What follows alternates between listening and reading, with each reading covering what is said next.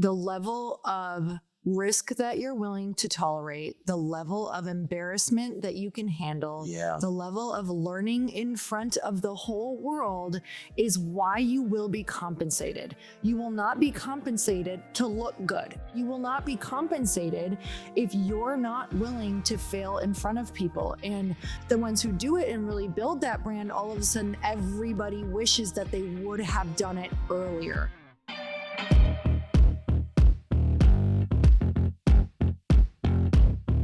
And we're back with another episode of He Said, She Said. All right, we had the best lunch date yesterday. We went down like memory lane, and that's what we're going to share with you guys is some of the memories of the jobs and what we've been through to get where we are right now, just to like inspire you in case you're like, hey, I need somebody to kick me back in the game, or I'm in that trudging along part, and I need to know there's light at the end of the tunnel. So we're going to share some really good stories because that's what we did yesterday at lunch. I guess a couple margaritas kind of help, you know. A couple skinny margaritas. Yeah, exactly. Hey, before we do that, warning. This is your last week to apply for our Elite Level Entrepreneur Mastermind. This is the mastermind where you have to be making $500,000 a year or more in your business to even apply. Most businesses in there are 7- and 8-figure businesses. And listen, no other mastermind at this level has the availability that I've ever found of the founders. Like, you get to text me any questions that you have or any problems that pop up Monday through Friday, 10 to 5. You get to text me whether it's a question for Lori or a question for me. And it's not like some BS marketing text line. It's my real phone that it comes to. And then if we can solve the problem, we solve the problem. If we can connect you to someone, we connect you to someone. But you get real-time help. On top of that, you get the whole group. I know Lori's going to talk about that in a minute. And on top of that, you get a strategy session, one-on-one, to kick the whole thing off. You don't have to just get into the group and hope you find some. We've spent 8 years dialing this in. There's 2 spots, and this is your last week to apply, and we don't fill it the rest of the year. So this is literally for 2025. You want to lock arms and get this level of guidance at this level, this is your last chance. This is for people who, if you have been stagnant in your business, maybe it's been the last couple years, 3 years, whatever it is that you have not been able to break through a plateau. This is for people who feel really alone on the journey and like you don't have other entrepreneur friends who you can bounce things off of or who support you or who understand your problems. There's nothing like getting together with people and sitting and having incredible dinners and talking about things that you struggle with too, or also having people celebrate with you and hold you accountable to your goals. I literally can't imagine doing business without all of these people. If you look at the last few years, if you even went back and looked at my Instagram, you can go and see that I go and create masterminds for myself and go to masterminds and get together with people for this very specific reason. We talk about business, we, lock arms and really help each other move through the really tough stuff. I've had no less than 100 conversations about challenges that I've had in the last year with other entrepreneurs who have gotten me through to a place where I feel really good now. And I couldn't have done that without other people. I would have been struggling and I don't actually know where my business would be. Listen, the worst case scenario, you're going to meet a lot of other really cool entrepreneurs at your level that you get to share ideas with, and they become your ride or dies, not just here, but I watch these relationships stick around for life. We're literally going to a grand opening this week coming up for one of our mastermind members in Tampa who has been in there for a few years, and literally 1/4 of the past couple years mastermind groups are going to this. They're all flying to Tampa to support her. They're literally your ride or dies that you're finding, the people that you wish always existed. Do this. If you want one of these last couple spots, I'm not kidding. It's your last week to apply. Go to chrisharder.me/mastermind. Right now, literally hit pause and then come back and listen to the rest of this. Go to chrisharder.me/mastermind and then go click the apply button. That's chrisharder.me.me/mastermind. Okay. So here's what we wanted to talk about today. We had the best lunch, like I said, a couple margaritas, you start reflecting on the past. Where it really came from is we're making an offer. So we had sold this home in California. We're making an offer on another home. And we were like, wow, I can't believe we have a shot of getting into this home. Look how far we've come. And we went down memory lane. And it turned into remembering that Lori used to get up at 4 a.m. every day to go work as a barista at a drive-thru coffee shop. And that I used to get up at 4 or 5 a.m. every day and do landscape construction to pay the bills. And that my biggest dreams at the time, I remember sitting there, and we're going to start right here, actually. I was telling Lori, we were laughing. I was like, I remember sitting there figuring out my future life numbers and saying, if I bought this many rental properties, these 4 units, and I lived in one of them, I'd be able to clear about $2,400 a month after paying for the mortgage and living there. And that $2,400 a month, and I was like, this is so, talk about bad money management. I was like, my car payment is like $550. So I guess I've always liked nice cars. This is 20 some years ago, right? And who's going to pay $550 a month car payment out of making, an extra $2,400 a month or whatever you're going to clear? But nonetheless, that's where my mind was at. And it's like, I could pay for this car that I love and still have, $1,800 a month left over. I'm good. I'm set. And that's like where my level of dreaming was at this time while I was doing landscape construction. And even that was good because I was like, well, I'm buying the rental properties and one day they're going to be paid off and then I'll have all this equity.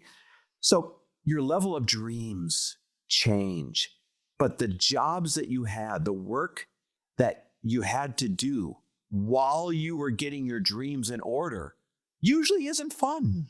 I was getting up at 4 or 5 in the morning to plow. So I did landscape construction every year in the summer. And then for that same company, I would plow, because this was Wisconsin, whenever it would snow.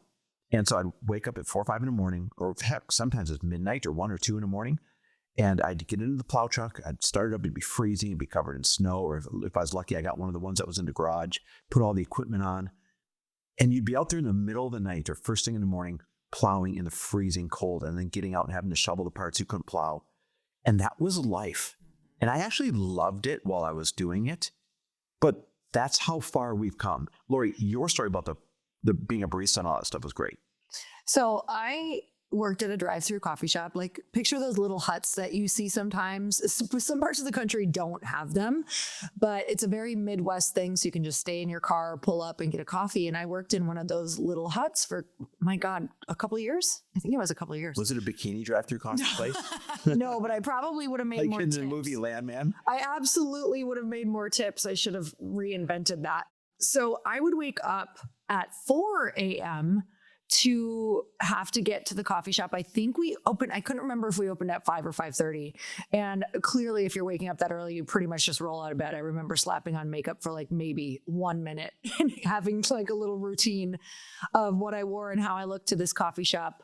And I would go there and open, and you'd be the only opener. It'd still be super dark, middle of winter, you guys. I remember the winters because they were the most brutal. And it was so freezing, so pitch black. And you have to stand in this drive-through window and it's freezing. And I just remember I would get done, or I would start at, we'd open the place at like 5:30 and I would be done around 1, sometimes 2, depending on the shift. And I would be so exhausted that I would nap from like 1 until 5, or I'd come home. I was telling Chris, because I've always been into fitness, I've always been into health, and I didn't want to be eating like a whole other meal because I would have already had like breakfast and lunch, and I used to want to wait for him to have dinner. But there's this big window where my body's telling me it's like dinner time. And so I'd come home and I'd be like, okay, what could I eat that's light, that's not too crazy? And I remember I would make a whole bag of light popcorn and I'd have a Coke Zero. And then I would go and take a nap, probably wondering why I couldn't sleep very well. I would have a Coke Zero, literally.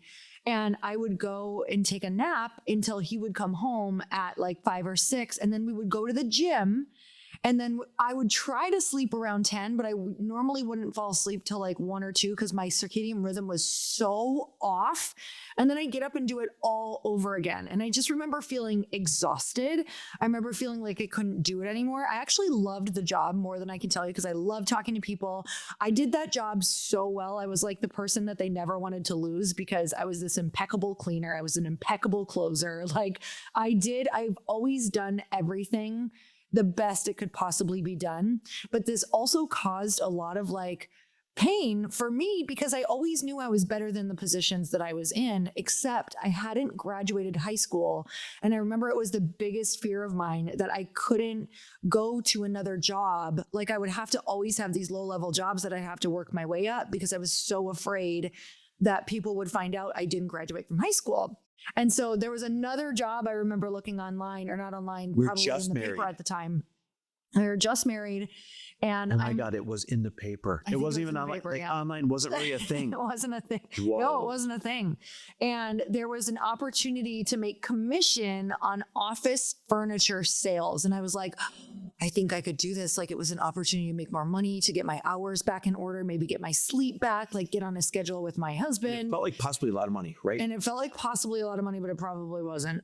And I just remember being like so freaked out that I couldn't apply for this job, or that I was going to. And you were like, just lie about it. Just say that you graduated. Lori, you're the best employee of any spot that you go to. And I like could not get over it. But I think I applied to it, and I don't remember what ended up happening. I ended up getting a different job. Yeah, you went and interviewed. I remember that much. You went and interviewed. I don't remember what happened. Yeah, you got a different job. Or I know I didn't take it. Maybe they sniffed out your lie. She didn't really graduate. Maybe. I've got one more that I forgot to tell you yesterday. And again, all of this is just to like frame, no matter where you are right now, you're still going to end up on top of the mountain. I know it. One of the things that I've done this year that has made the biggest change in my life, that has made me so much happier and more productive, is to designate days of the week for certain things. So some days are my creative days, some days are my podcast days, my meeting days, my planning for mastermind days, or our programs, whatever it is. I have them all set so that my brain really uses a certain part of my brain on those days. But let me tell you what doesn't change. That is how much I log into Shopify every day. I use Shopify as the platform for Glossy, and I'm so grateful because it makes it so easy for me to actually see every single customer, what is working, where they came from. It's literally life-changing. And I know that you've probably been a customer who has had an incredible experience on Shopify because they make the shopping experience so easy. And let me just tell you, this is what you want for your customer, because too many people are lost in the process. So you can upgrade your business and get the same checkout that we use at Shopify. Sign up for your $1 per month trial period at shopify.com/happy. That's all lowercase. Go to shopify.com/happy to upgrade your selling today. Shopify.com/happy. The start of a new year is the perfect time to get organized. If you hadn't heard, listening to this podcast, organized is actually my word of the year. So it's all about getting organized, setting goals, and prioritizing what matters most. And for me, a top priority is my financial wellness. And thanks to Rocket Money, my goals feel super achievable because they show me all of my subscriptions right in one place, and they help me easily cancel ones that I forgot that I've been paying for. Rocket Money also pulls together all of my spending across all of my different accounts, so I can clearly track my spending habits and see where I can cut back. You guys, I download so many different apps for editing, video editing, photo editing, because of all we do with Glossy and our personal brands. And I had completely forgotten that I signed up for like 5 of these. So I'm so grateful for Rocket Money. Rocket Money is a personal finance app that helps find and cancel your unwanted subscriptions, monitors your spending, and helps lower your bills so you can grow your savings. Rocket Money has over 5 million users and has saved a total of $500 million in canceled subscriptions, saving members up to $740 a year when using all the app's premium features.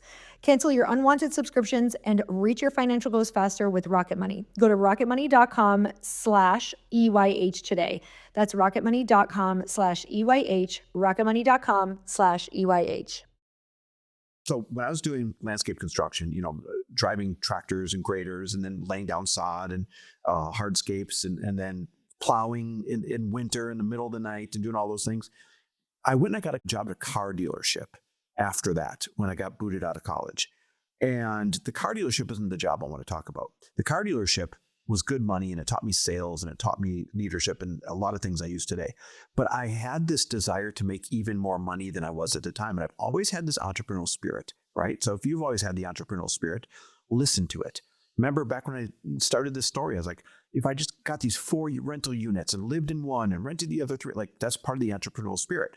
Well, I started a cleaning company because I went to the bars a lot, and my friends owned some of the bars.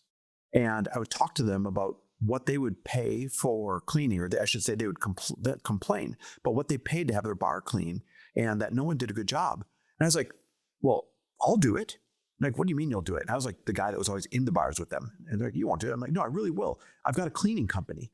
And they're like, you do? I'm like, oh, I do now. It's like literally invented out of necessity. Is at a bar called Anduzzi's is where this started. If you guys know Green Bay at all. Oh my God. And so they're like, well, I mean, we'll give you a shot if you want to do it. I'm like, yeah, totally. When do I start? So my mom, I had needed someone to help clean. So I'm like, Mom, I did this thing. I said I have a cleaning company. It pays a lot of money because you could get paid. I'm going to forget what the numbers are, but by cleaning a couple of bars, and I remember we cleaned the restaurant bar of a golf course in the middle of the night too. And remember, you got to go after bar time. So bars close at like 2 a.m. in Wisconsin. You can't show up till 3.